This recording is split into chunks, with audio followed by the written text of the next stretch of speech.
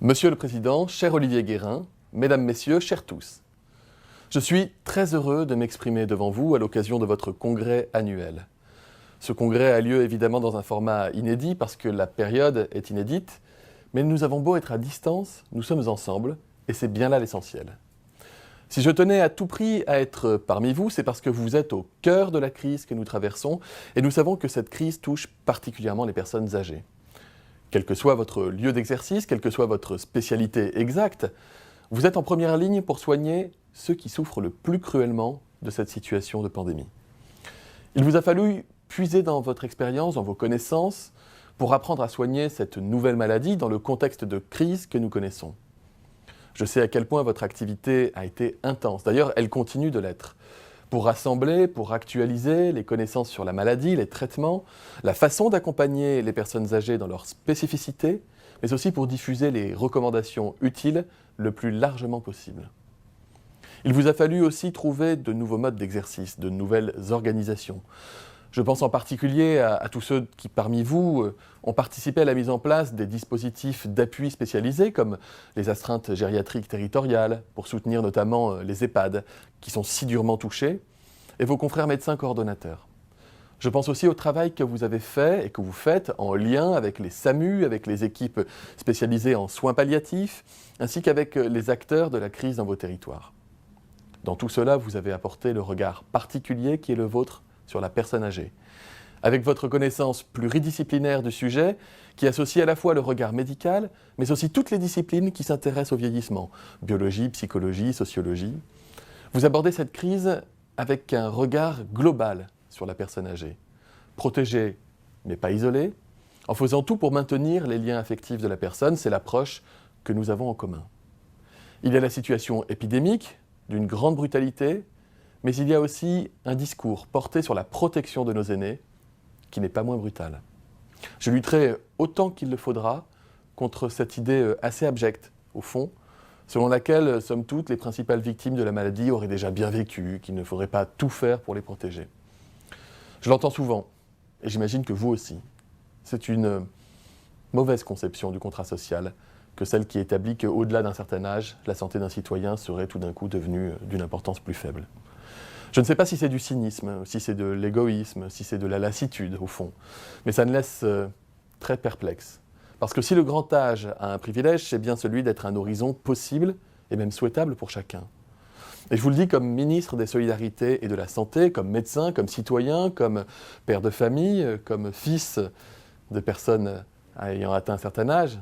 Je ne veux pas d'une société dans laquelle les plus fragiles seraient des variables d'ajustement. Je ne veux pas d'un humanisme par intermittence. Je ne veux pas d'une solidarité qui dépendrait de la date de naissance et qui s'amenuiserait au fur et à mesure des années. Monsieur le Président, Mesdames, Messieurs, si j'ai tenu à m'exprimer aujourd'hui, c'est aussi et surtout pour vous témoigner de ma gratitude personnelle.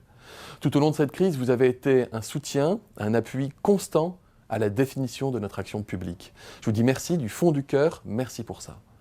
Je ne compte plus en effet les avis rendus par votre société française pour éclairer la décision publique.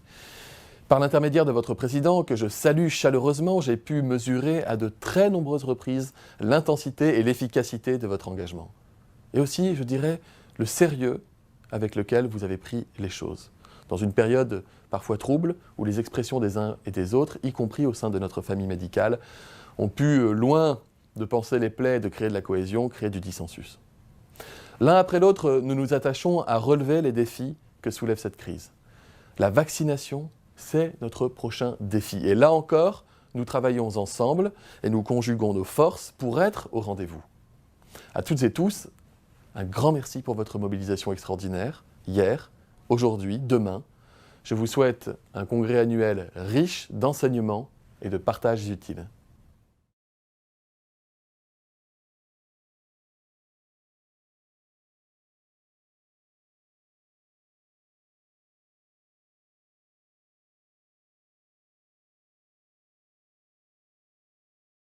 Mesdames, Messieurs, c'est avec grand plaisir que je m'adresse à vous aujourd'hui à l'occasion de votre rencontre annuelle.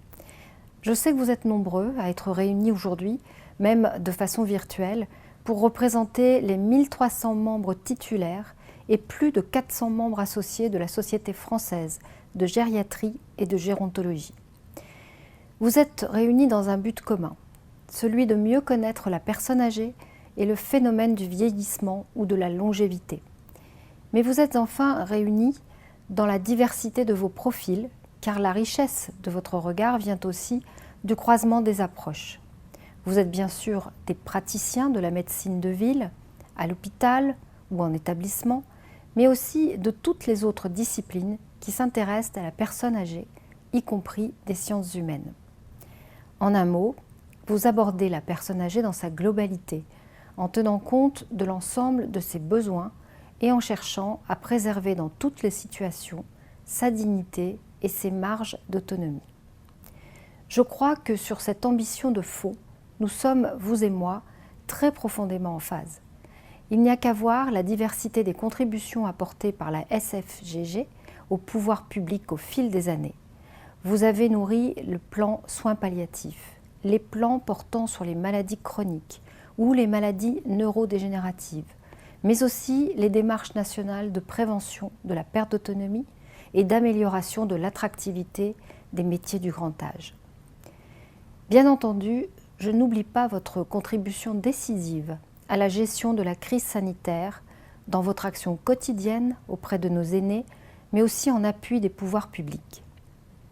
Olivier Véran et moi-même savons ce que nous devons à votre mobilisation. Au-delà de cette crise, je voudrais vous appeler, dans ma fonction de ministre délégué à l'autonomie, à continuer à nourrir les travaux que nous menons. Je souhaite, par exemple, que vous puissiez exprimer votre avis dans le déploiement du grand plan d'investissement dans les EHPAD, pour lequel nous avons obtenu 2,1 milliards d'euros sur 5 ans. Votre appui sera également précieux pour être au rendez-vous de notre ambition en matière de prévention de la perte d'autonomie, et je voudrais donc que la SFGG soit représentée dans le comité de suivi de la stratégie Vieillir en bonne santé qui sera réunie au mois de janvier 2021.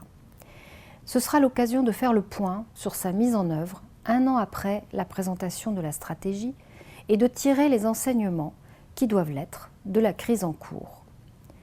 Plus largement, d'autres sujets seront l'occasion d'une collaboration étroite.